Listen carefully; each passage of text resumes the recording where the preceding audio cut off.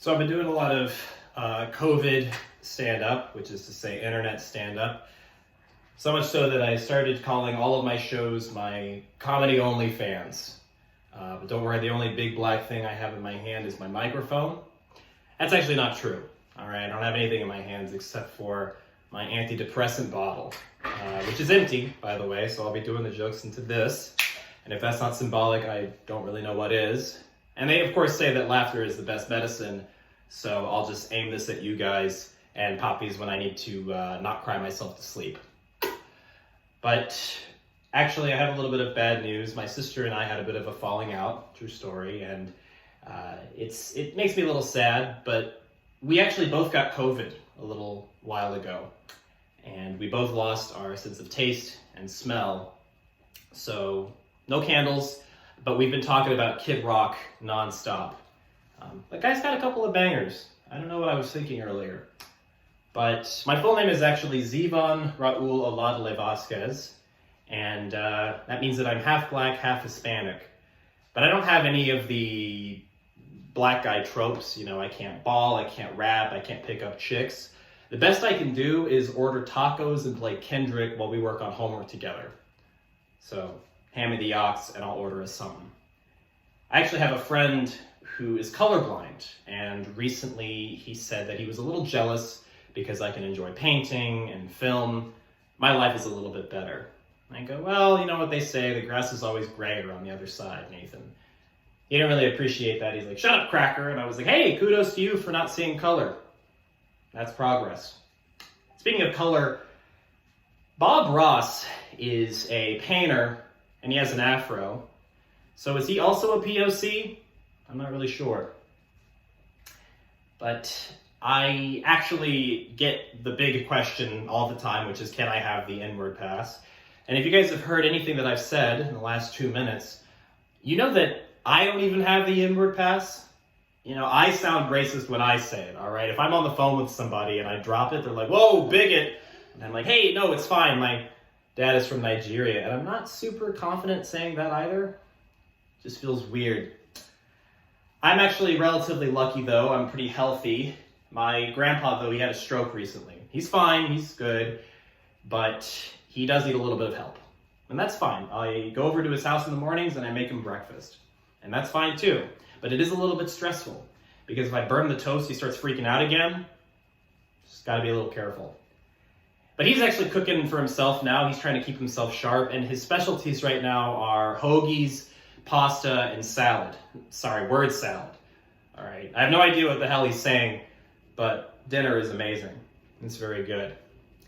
But health is very important. I'm lucky enough to be healthy, but I've often thought that if I was in a hospital room, I don't know if I'd want to see superheroes around me, because depending on what superhero comes to visit you, you might get some really bad news. You know, the way I see it, Iron Man is not going to get up out of bed for a cough, all right? If you see the arc reactor, you order a ventilator. It might be serious.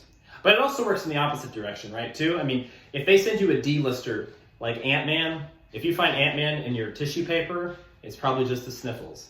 And if you see Hawkeye, you can just get up and leave. You're good. You're good. But I often think about sick kids. When they get better, do they take the wish back? No. So for instance, let's say you get to watch Venus and Serena play doubles in a private game. Okay, that's cool. But if you get healthier, do they say, all right, now you have to go to a Mets game with Giuliani, just to even it out? Or let's say you get to meet your idol, Taylor Swift. She gives you a serenade. All right, cool. But the tumor shrinks, you're healthier. Hey, Lil Xan is actually going to give you a Tiny Desk concert. Them's the works. Or me, personally, if I got sick, I'm a comedian, I would really love to meet John Mulaney. But if I got better, does that mean I have to visit Cosby? I don't know. Just something to think about. Vegans and gay people, not really a segue, but here we go. Vegans and gay people, they get told a lot of the same things. Conservatives tell them, I don't agree with your lifestyle. Liberals say, do whatever you want. And moderates just want to see what you can do with the cucumber. They're just curious.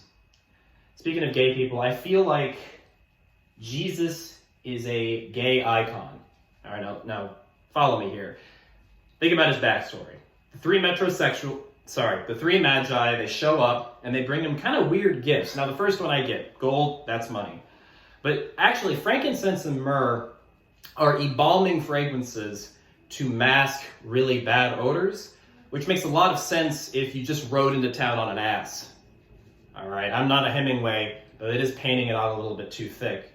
Now, I'm actually pretty sure there was a fourth magi who had Gaga tickets, but he was written out of the Bible. I was talking to my friend recently, and he pointed out that I have way too many comic books. All right, he compared it to nicotine addiction. And I said, that's ridiculous, okay?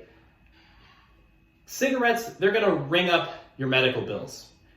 But my comic books, those are my nest egg. That's my retirement. All right, when I resell them in 20 years, I'm gonna buy a Batmobile and roll up with a chick dressed as Catwoman. And we'll see who's laughing. But actually, my favorite superhero is Spider-Man because I think we relate. We're both kind of dorky guys who love science and redheads. But my friend pointed out that Batman is actually more relatable because he doesn't have any superpowers. He's more close to a normal guy. And I said, that's also ridiculous, okay? Batman is a billionaire whose parents are dead, and I have never even met an orphan, okay? All right? He's a trust fund baby flying rodent who's punching mentally ill people. All right. Meanwhile, me and Pete, we're both broke, depressed, and hanging by a thread. I don't know. He's my buddy. Actually, there's another Spider-Man who I really like, which is Miles Morales. You may have heard of him. Was in the movie Into the Spider-Verse, and we're actually very similar. All right. We're both biracial. We're both half black and half Hispanic. It's actually really cool. But his mom is a nurse, and mine is a massage therapist. That's kind of similar. But his dad is a cop, and mine is a DJ. So at most, my dad is only putting people behind 8 bars. All right? Anyways, that's been my time. Thank you.